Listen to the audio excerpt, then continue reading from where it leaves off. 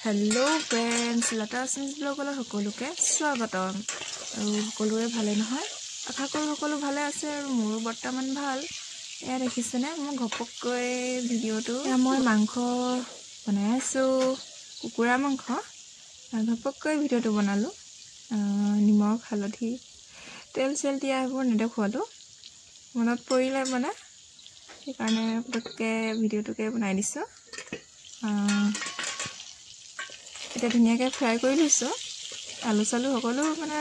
সব বস্তু দিয়া হল তাৰ পিছতে ভিডিওটো বনাইছো যেহেতু ঠাণ্ডা দিন থকাতে জিহালাতে বহি বহি বনাই আছো আৰু ইয়া ৰঙা কৰি ধুনিয়াকে ভাজি লম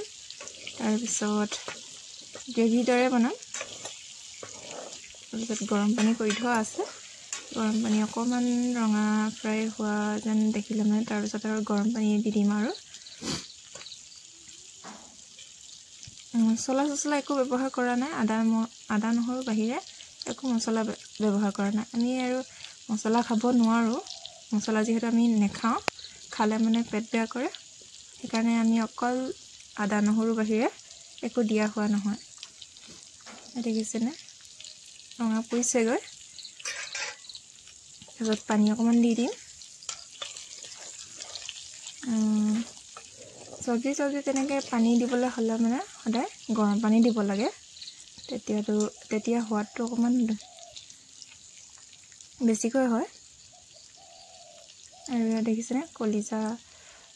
এক সাইডে ৰঙা হৈ গৈছে বেছিকৈ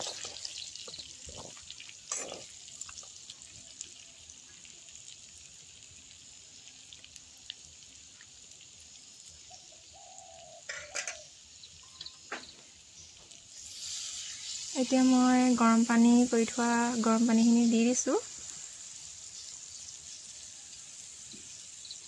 আৰু অলপ পানী দি দিওঁ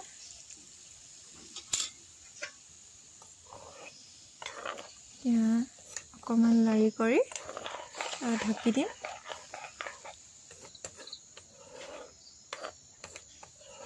আমি ইয়াত মছলা ব্যৱহাৰ কৰা নাই কাৰণে ইমান কালাৰ উঠা নাই যেহেতু অকল আদা নহৰু ব্যৱহাৰ কৰা হৈছে সেইকাৰণে ৰং ইমান উঠা নাই উতলটা আহিলে মানে ৰং আহিব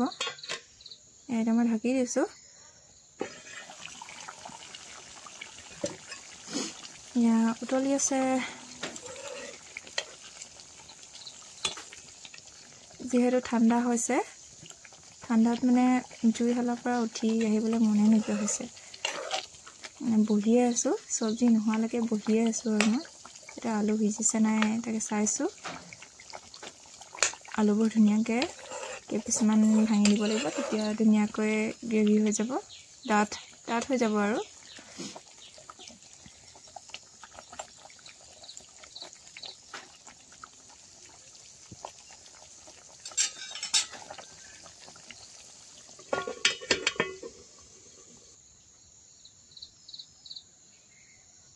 এয়া মাংস হৈ গ'ল আমাৰ কুকুৰা মাংস দেখিছেনে বাটিত মই উলিয়াইছো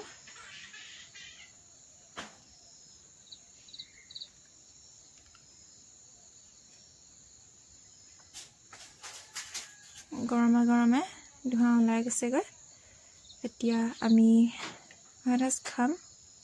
আপোনালোকক ভাত খোৱা নেদেখুৱাও মাংসকে বাটিত উলিয়াই দেখাইছো কেনেকুৱানো হৈছে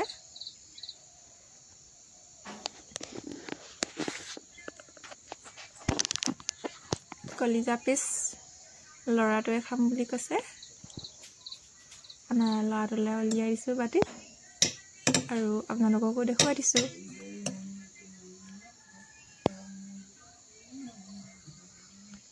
দেখিছেনে মছলা নিদিয়া